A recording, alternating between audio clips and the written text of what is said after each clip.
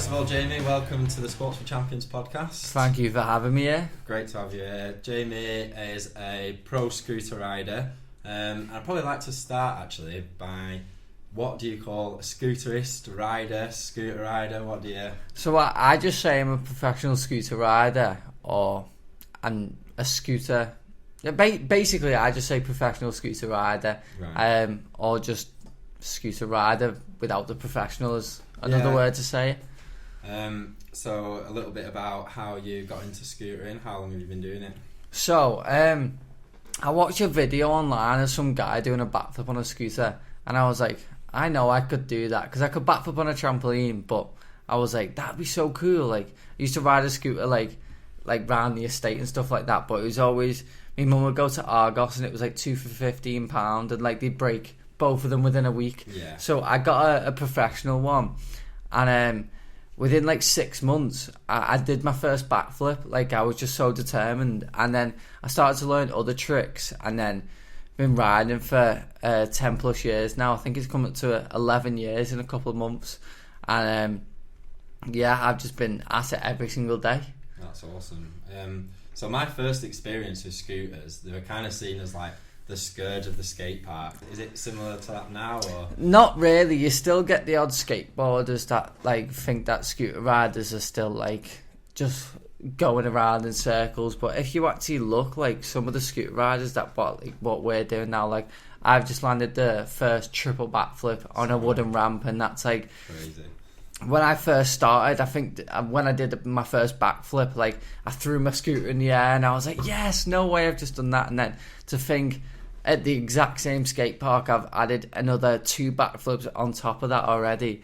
It's insane. But you'd still get the odd skateboarders and BMXs, and even like inliners that think like scooter riders like get in the way. And personally, sometimes scooter riders get in my way still, but once they learn it's like the skate park's etiquette, like learning like to look both ways, because people don't really do that. Like, it's just like ride like in the straight line, and like you don't really look, but you go up to them and you just speak to them and be like, you just need to make sure that you're looking left and right and like looking where people are going.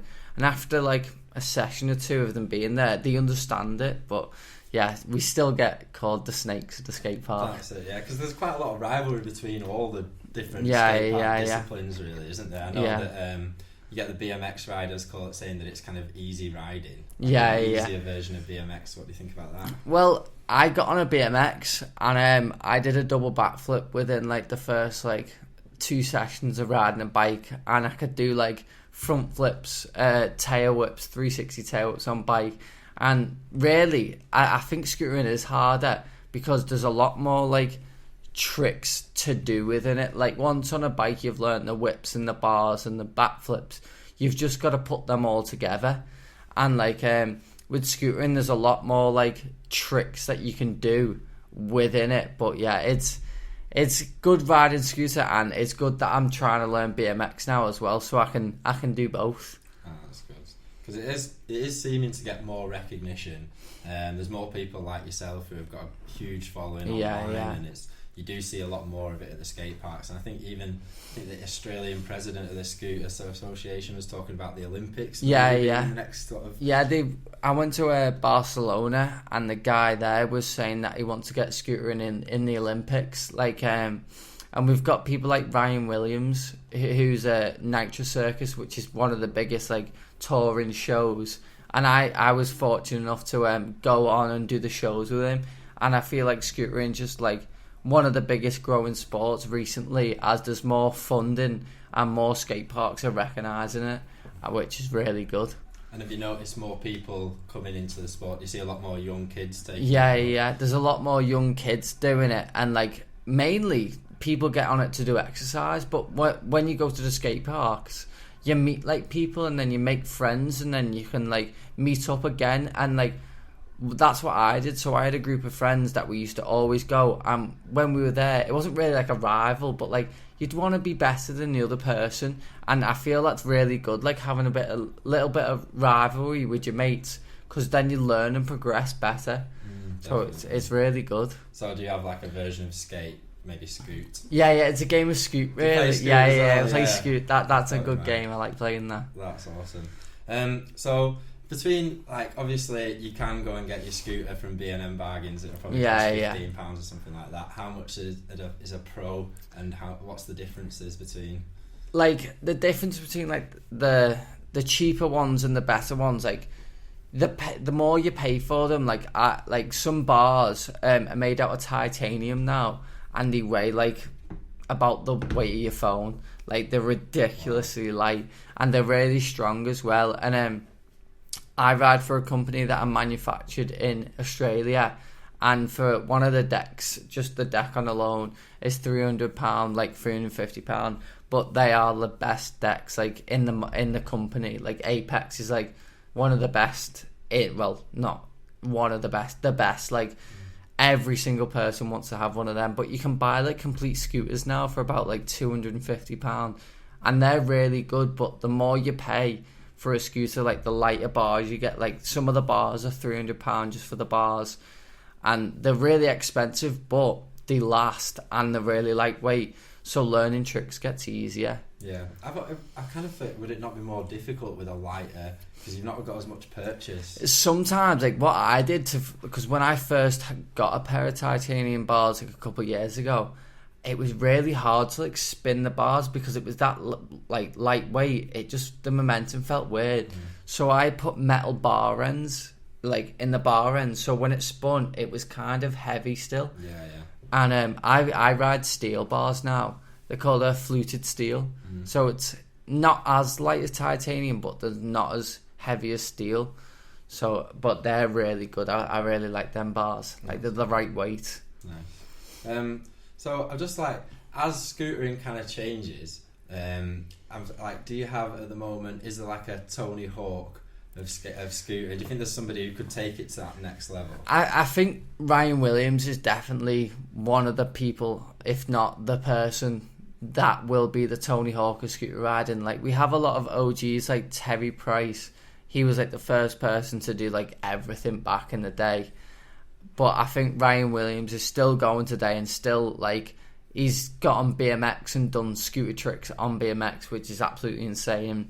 I was lucky enough to go out just after my 18th birthday, and I went to our Willy Land, which is like his like land, and he's got like a mega ramp. Where's that, sorry? Australia. Oh wow. Yeah. So I stayed in like he's got like a little place where there's loads of rooms, like, and then you open up this porch, and you can just see a big mega ramp and a massive airbag. Wow. And that's where I learnt my first triple backflip on that. But each day, like, he goes out there because it's like 5 minutes from his house.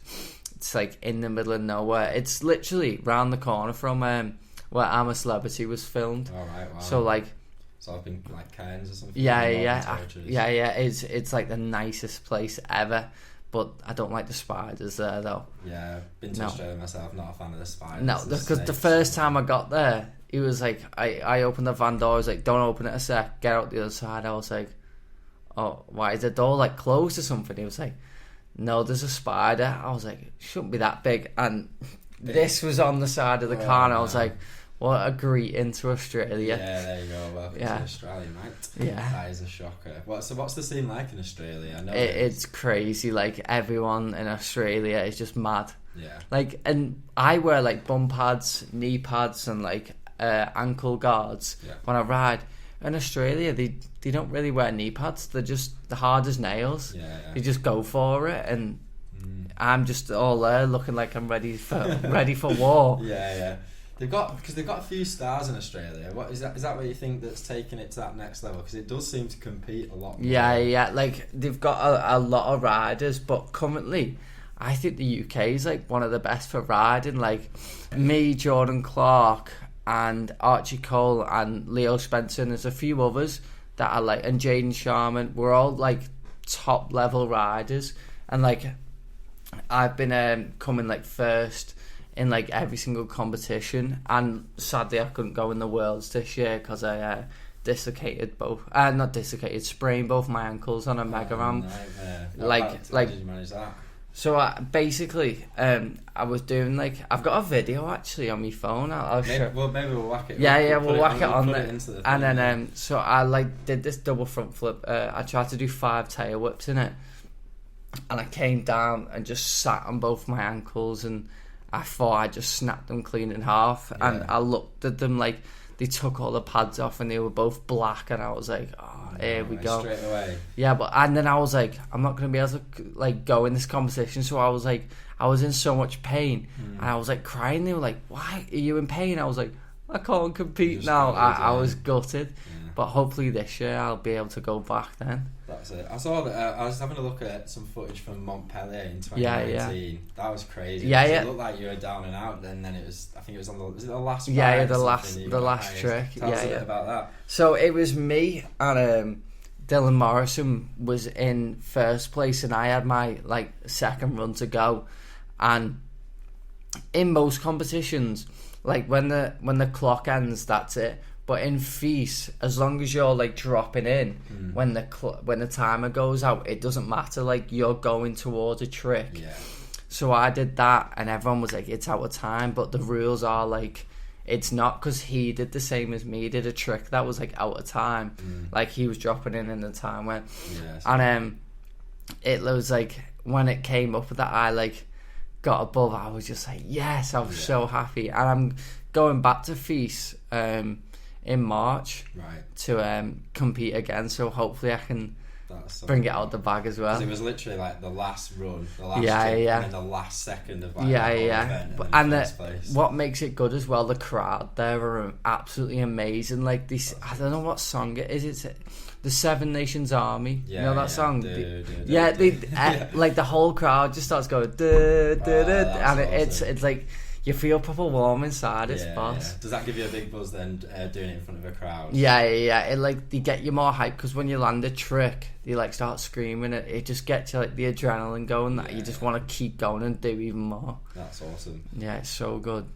So where do you see the future of scootering? Well, hopefully the Olympics, because BMXing's just got into the Olympics, and my friend Declan Brooks has got a bronze medal, and then Charlotte Worthington, she got the gold medal.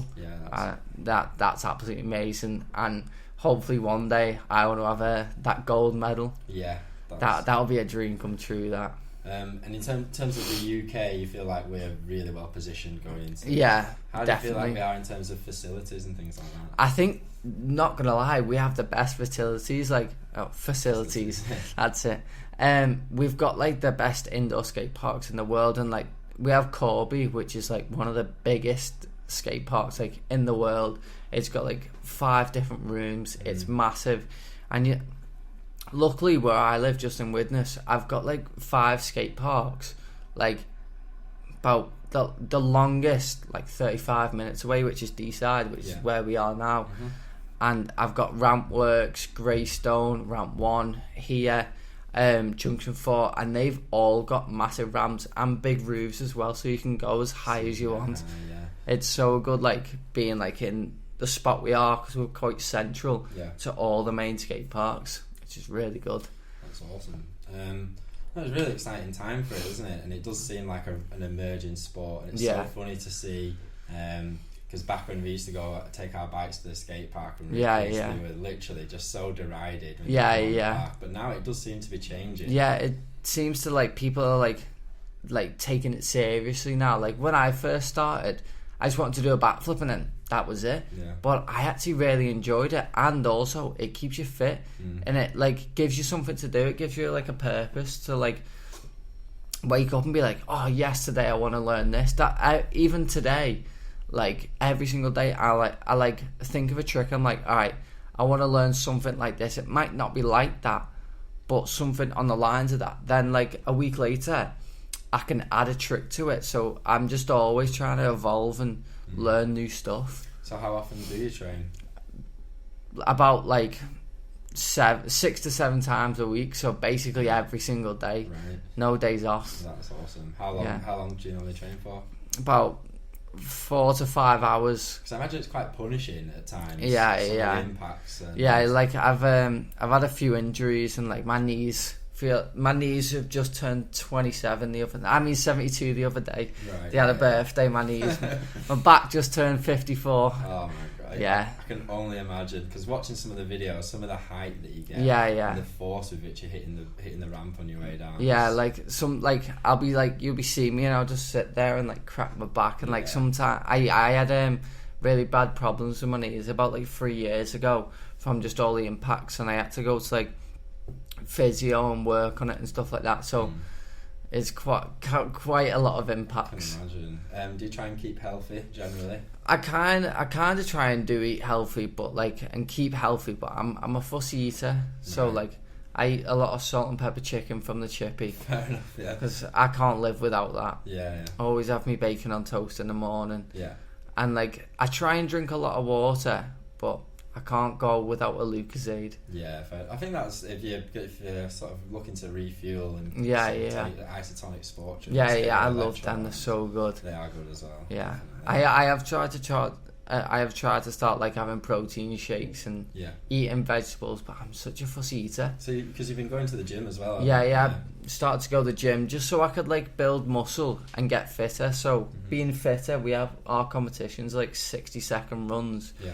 And it doesn't seem a lot, but when you've got the adrenaline and when you're doing tricks, you don't really breathe that much when you're doing tricks. So like when you're like riding, after like 10 seconds in, you're like and you're trying to breathe, and then your arms get like arm pump and you get like cramp. I did a competition, I think, where was it? I think it was in America, it was. And after my competition, I was that like tired that my hands had like stuck on my grips, and I had to get my mum to like peel my fingers back, and I had to stretch them out because they were like stuck on the grips. Wow. Because I suppose it is that tension, isn't it? Yeah, because you're just holding on for so long. Yeah, for dear life. Literally. That is crazy. Yeah.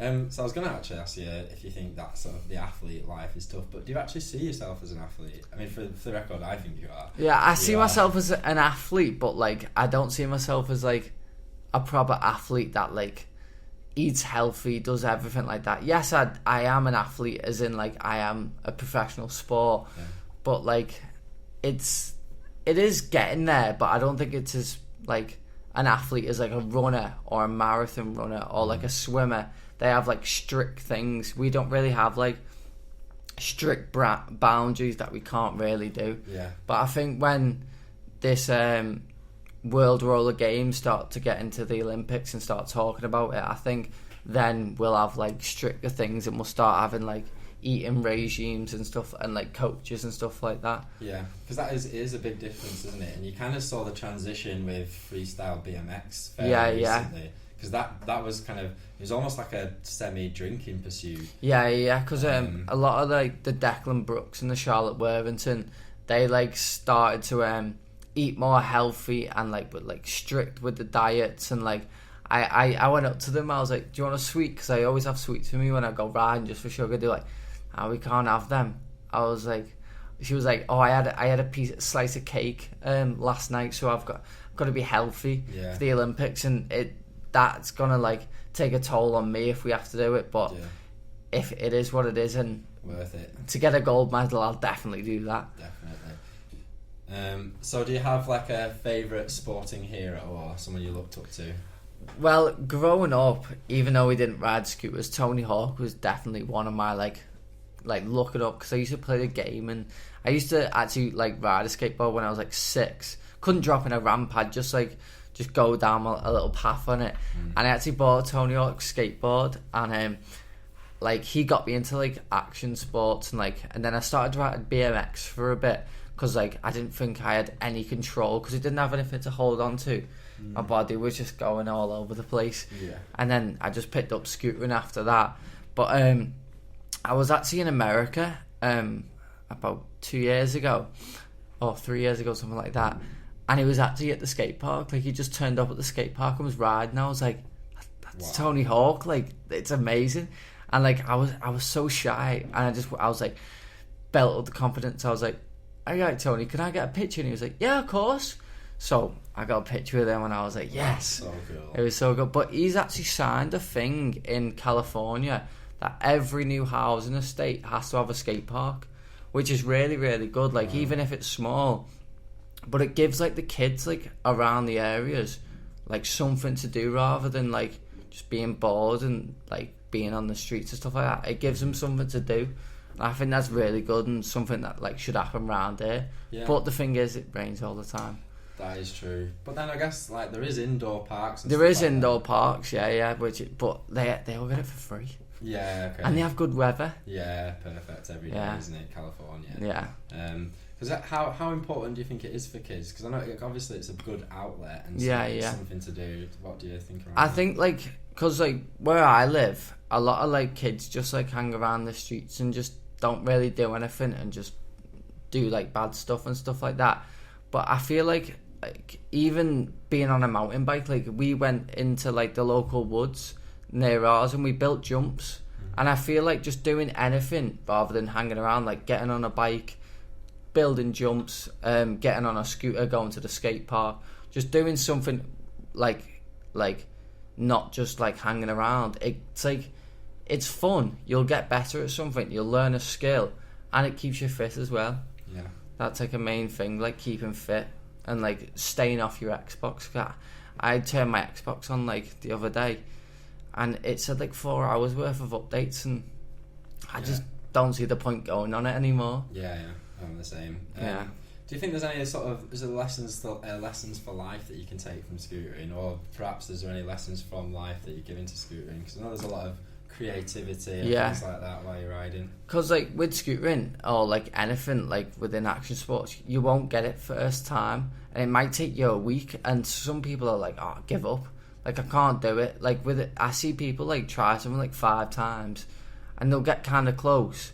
And then they'll do one and like fall off and they'll be like, "Oh, I can't do that." But I'm not like that. I'll like sit and do it until I've landed it. Or if I get close and I know I'm gonna hurt myself in a few times, I'll be like, "Alright, I'll come back and do it tomorrow." But like, it gives me goals in life as well, like not to give up and just keep going. Because like for yourself as well, like if you don't do it, you don't like do it like the next day, you feel bad inside. You're like, "Oh, I wish I would have gone back and like done that." But I'm always like wanting to do something, and like even if I don't do it like within like 10 goes, I'll just keep at it until I do it. Yeah, it's such an important thing for young people nowadays because I think like there's not that many people out there telling kids like to try hard, and it's kind of people kind of think that it's all coming like naturally to them. Yeah, and like the atmosphere at the skate park, like even if it's like me learning like a double backflip combo, like double backflip triple whip over something I've never done before,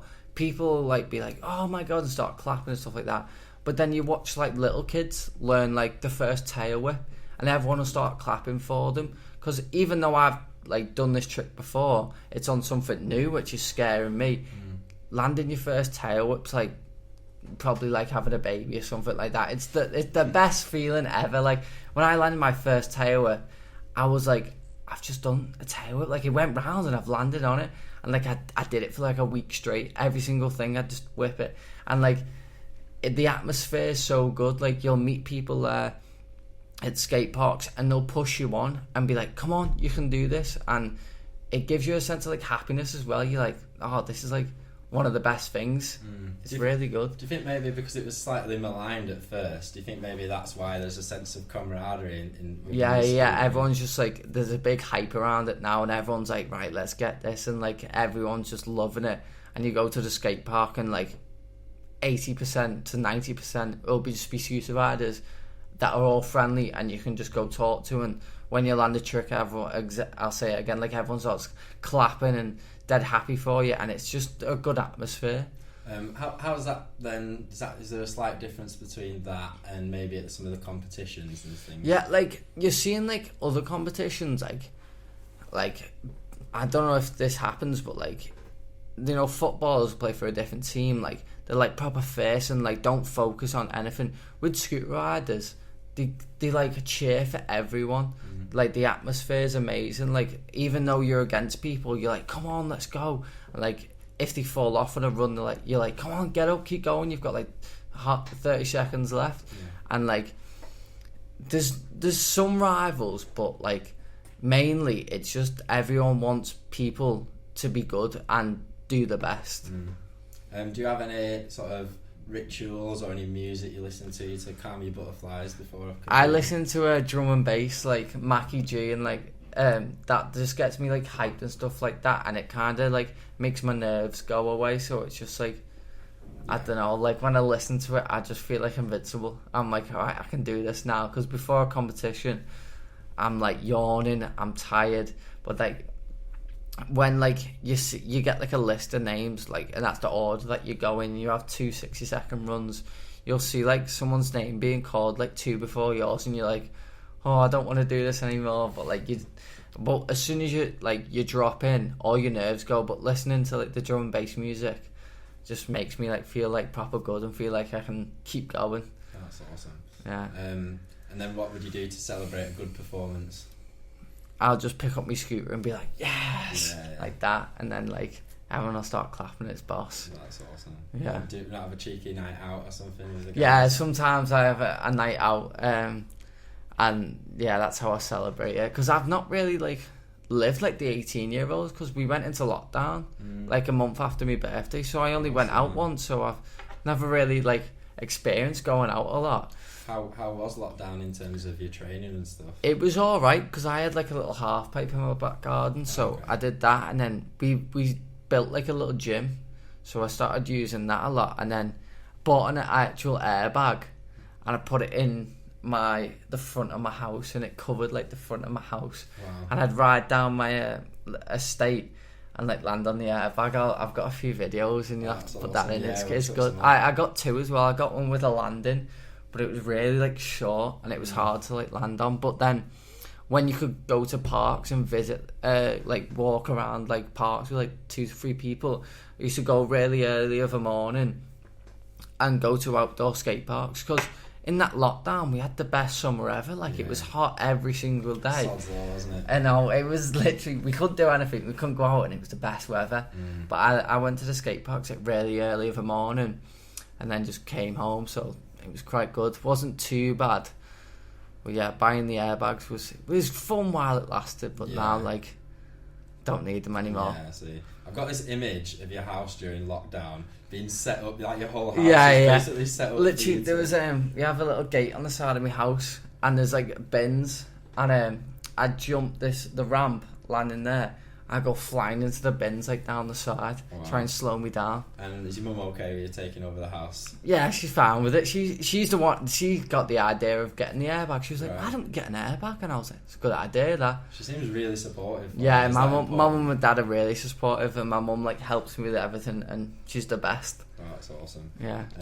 So like, what other sacrifices would you say you've made, and your mum and dad too as well, presumably, because all these competitions, you're all over the world, aren't you? Yeah. So like, I've like sacrificed a lot of like just like going out all the time and like seeing my mates, because I'm like, they're like, why don't you come out? Why don't you come on Xbox? But I'm like, I want to go train and like get better, because like my mentality is, if I want to try something, do something, I want to be the best at doing that something. And I think it's a good mindset to have, like wanting to be the best and do the best. Like everything that I like put my mind to doing, I always do. And like, even though it might take me like a week to like do something, I always want to do it. So I did sacrifice like going out a lot, like, but I don't mind it, because I can go out like when I'm older.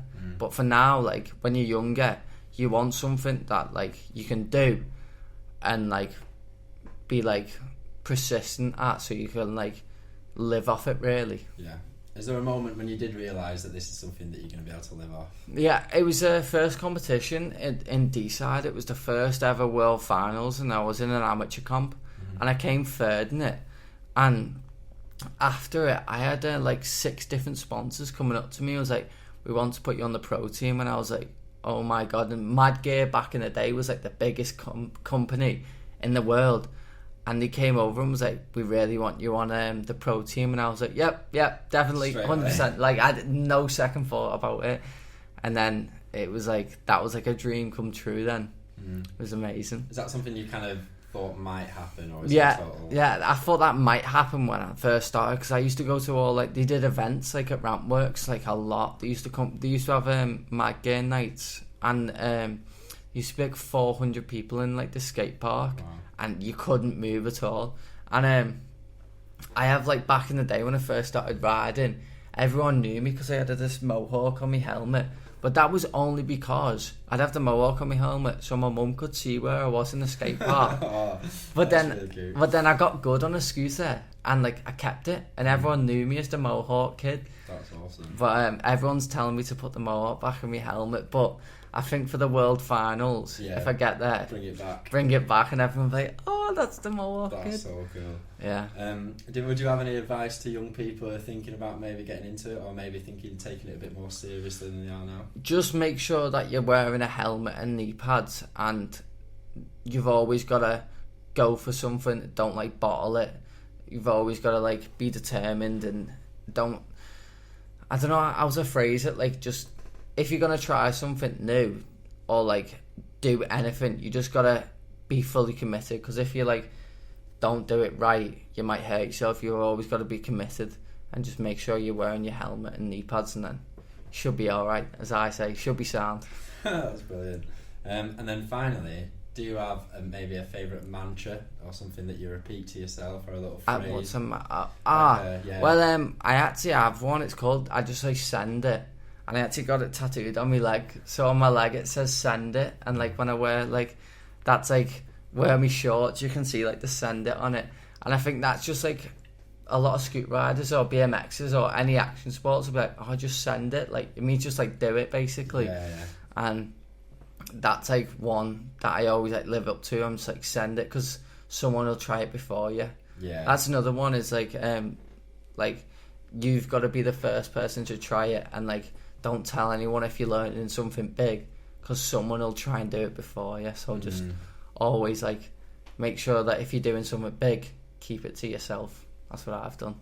Brilliant. Right, thank you very much for your time. Really enjoyed speaking to you today. You too, it's been boss. Brilliant.